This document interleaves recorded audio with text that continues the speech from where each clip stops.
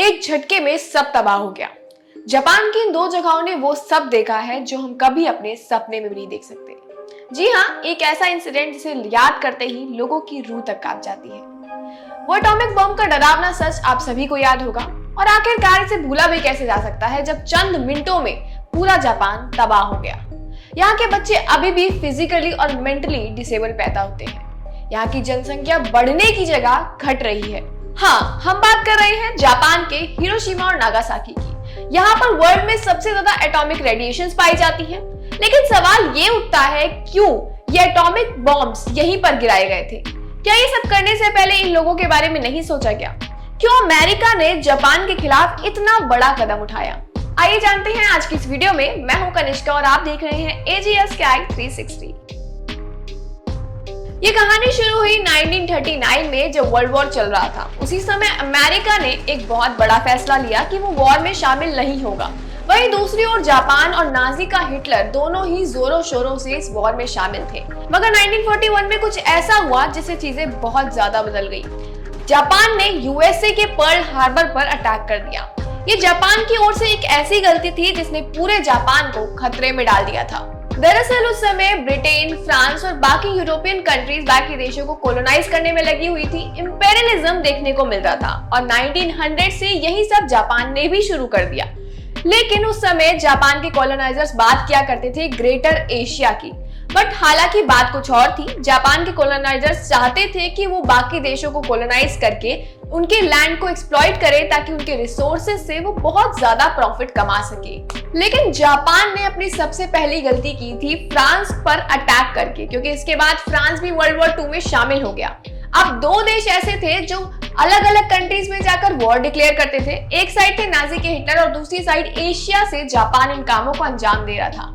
लेकिन वहीं अमेरिका ये सब नहीं होने देना चाहता था। इसके लिए उसको कुछ तो करना पड़ता। हालांकि अमेरिका ने वॉर में शामिल होने से तो मना कर दिया था, लेकिन उसने डिसाइड किया कि वो इकोनॉमिक एक्शंस के थ्रू इन सब चीजों को रोकेगा। इसके लिए अमेरिका ने आयरन, कॉपर, स्टील जैसे रिसोर्सेज जापान को एक्सपोर्ट करना बंद कर दिया। लेकिन इसके बाद जापान को कोई फर्क नहीं पड़ा। इसके बाद अमेरिका ने अपना दूसरा कदम उठाया। अमेरिका ने जापान को ऑयल्स एक्सपोर्ट करना बंद कर दिया। हालांकि जापान में 80% ऑयल सिर्फ और सिर्फ अमेरिका से ही एक्सपोर्ट किए जाते थे। लेकिन जापान ने इसको भी इग्नोर कर दिया, क्योंकि अमेरिका ने जापान को धमकी दी थी कि या तो वो जो देश उन्होंने कब्जे करे हुए हैं वहां से निकल जाएं और जर्मनी और इटली के साथ अपनी अलायंसेस तोड़ दे, तभी वो ऑयल जापान को देंगे। अब जापान कहाँ इतनी आसानी से मानने वाला था, तो उसने एक जुगाड़ लगाया और इतने सारे नेशंस जापान छोड़ भी कैसे देता। लेकिन जापान को ये तो पता था कि अगर अमेरिका से उसकी लड़ाई होती है तो डेफिनेटली अमेरिका जीतेगा। अगेन जापान ने कुछ ऐसा सोचा जो उसके खुद के लिए काफी गलत था। जापान ने सोचा कि अगर हम अमेरिका के वेपन्स डिस्ट्रॉय कर दें और उसके बाद चुपके से जाकर फिलीपींस पर कब्जा कर लेते हैं तो अमेरिका हमारा कुछ नहीं बिगाड़ पाएगा, हम पर हमला नहीं करेगा। लेकिन क्या ऐसा पॉसिबल है कि अमेरिका जैसे इतने पावरफुल नेशन पर तुम अटैक कर रहे हो और उसके बाद उसकी टेरिटरी फिलीपींस पर भी कब्जा जमा रहे हो तो वो चुप बैठेगा?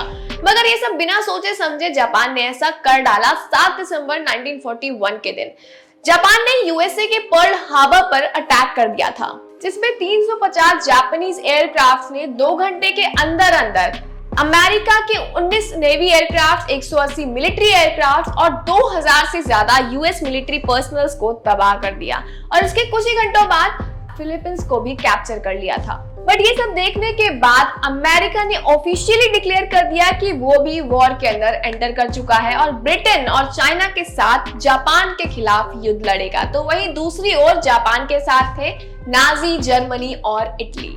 लेकिन वॉर के दौरान एक्सिस पावर्स में से जर्मनी, इटली ने सरेंडर कर दिया, तो वहीं नाजी के हिटलर ने अपने आप को गोली मार ली, तो इवेंचुअली नाजी ने भी सरेंडर कर दिया था। लेकिन जापान कभी सरेंडर के हित में था ही नहीं, तो जापान इतनी आसानी से मानने भी वाला नहीं था। लेकिन जापान को इस समय पता था कि वो इन सब के खिलाफ अकेले लड़ रहा है, तो जापान ने भी अपनी एक जापानीज मिलिट्री यूनिट बनाई जिसका नाम उसने रखा कामिकाजे। कामिकाजे ये वो नेवी मिलिट्री यूनिट थी जिसके पायलट्स बॉम्ब्स वाले फाइटर जेट्स के साथ अपने आप को सैक्रिफाइस करके अपनी जानें देकर एयरक्राफ्ट्स को अलग अलग जगहों पर जाके क्रैश कर देते थे। एंड इवन जापान के बच्चों को भी इस कदर मैन्युपुलेट और ट्रेन किया गया था कि वो भी सुसाइड बॉम्बर्स बनकर घूम रहे थे। बट जापान जो ये सब कर रहा था उससे उसकी खुद की कंट्री में इतनी सारी प्रॉब्लम्स और डिफिकल्टीज देखने को मिलती थी, जैसे बेरोजगारी, गरीबी और भूखमरी जैसी चीजें। लेकिन जापान के किंग हिरोहितो को इस बात से कोई फर्क नहीं पड़ता था। वहीं अमेरिका ने कामिकाजे के इतने अटैक्स देखने के बाद एक और हथकंडा अपनाया, ऑपरेशन डाउनफॉल। अमेरिका और जापान के बीच में लास्ट लड़ाई थी द बैटल ऑफ ओकिनावा। अब आप सोच रहे होंगे कि ऑपरेशन डाउनफॉल से इसका क्या रिलेशन है और ये लड़ाई स्टार्ट कैसे हुई। तो ऑपरेशन डाउनफॉल को स्टार्ट करने के लिए अमेरिका को जापान का ओकिनावा आइलैंड कब्जे में लेना था, लेकिन जापान का हर बंदा इस तरह मैनिपुलेटेड था कि वो चाहे कुछ भी हो जाए, चाहे उन्हें अपनी जान तक देनी पड़ जाए, वो अपनी कंट्री का कोई भी हिस्सा अमेरिका को नहीं देना चाहते थे। और इसी तरह ओकिनावा की लड़ाई बनी द ब्लडीएस्ट बैटल, क्योंकि वहां पर अमेरिका के खिलाफ अनगिनत कामिकाजे अटैक्स होते थे। और इस तरह अमेरिका को ये तो पता चल गया कि ऑपरेशन डाउनफॉल को वो इस तरह तो अंजाम नहीं दे पाएंगे। बट इसी बीच 12 अप्रैल 1945 के दिन कुछ ऐसा हुआ जिससे चीजें बहुत ज्यादा बदल गई। यूएस के प्रेसिडेंट फ्रैंकलिन डी रूजवेल्ट की मौत हो गई और उनकी जगह ली हैरी ट्रूमैन ने। हैरी ट्रूमैन इस बात को समझ ही रहे थे और जापान और अमेरिका की लड़ाइयां समझ रहे थे। और वहीं अमेरिका के secret project the Manhattan project के बारे में हैरी को पता चला। अमेरिका कई सालों से एटम बम पर काम कर रहा था और 16 जुलाई 1945 के दिन इस एटम बम की टेस्टिंग की गई न्यू मैक्सिको में एक बॉम्बिंग रेंज पर, और टेस्ट सक्सेसफुल निकला। फिर क्या था, अमेरिका को जापान के खिलाफ एक बहुत बड़ा सॉल्यूशन मिल गया था। लेकिन ये एटम बम गिराने से पहले जापान को एक वार्निंग देनी तो जरूरी थी, इसलिए 26 जुलाई 1945 के दिन वार्निंग देने के लिए पोट्सडाम डिक्लेरेशन हुई, जिसमें अमेरिका ने जापान से अनकंडीशनल सरेंडर डिमांड किया। इसमें उन्होंने स्पेसिफाई किया कि अगर जापान पीछे नहीं हटता है तो it means complete destruction of Japanese armed forces. लेकिन अमेरिका ने इस बात को स्पेसिफाई नहीं किया था कि डिस्ट्रक्शन से उनका मतलब है एटम बॉम्ब ब्लास्ट, क्योंकि इस बात की भनक दुनिया में किसी को नहीं थी कि दुनिया में एटम बॉम्ब जैसी चीज भी एग्जिस्ट करती है। लेकिन इस बात से बेखबर जापान ने इस वार्निंग को रिजेक्ट कर दिया। जिस दिन हर इंसान अपने घरों से काम के लिए निकला था, बच्चे स्कूल जा रहे थे, तभी 8:15 पर कुछ अल्टीमेटली ऐसा हुआ जिसकी शायद किसी ने कल्पना भी नहीं की होगी। हिरोशिमा के कुछ लोगों ने आसमान से कुछ नीचे गिरते हुए देखा। कुछ समय पहले ये जगह इतनी सुंदर थी और कुछ समय बाद यहाँ सिर्फ काला धुआं, लोगों की डेड बॉडीज, डिस्गस्टिंग और डिस्टर्बिंग सीन्स बचे हुए थे। इस एटम बॉम्ब का नाम था लिटिल बॉय। ये नाम काफी ज्यादा आयरॉनिक था अपने कॉन्सिक्वेंसेस से। तापमान 4000 डिग्री सेल्सियस के पार पहुंच गया, लोग वेपराइज होने लगे, कुछ लोग परमानेंट हियरिंग लॉस हो गया और इसके साथ ही टेम्पररी ब्लाइंड भी हो गए। बट इतना सब कुछ देखने के बाद भी जापान सरेंडर करने के फेवर में नहीं था और 9 अगस्त 1945 11 बजे ठीक नागासाकी में हुआ दूसरा एटम बॉम्ब ब्लास्ट और इसमें 40,000 लोग मारे गए। और फाइनली जापान सरेंडर करने के लिए डिस्कस करने लगा, उसके लिए काउंसिल बैठी, लेकिन फिर भी वोट 5-on-5 थे सरेंडर के लिए।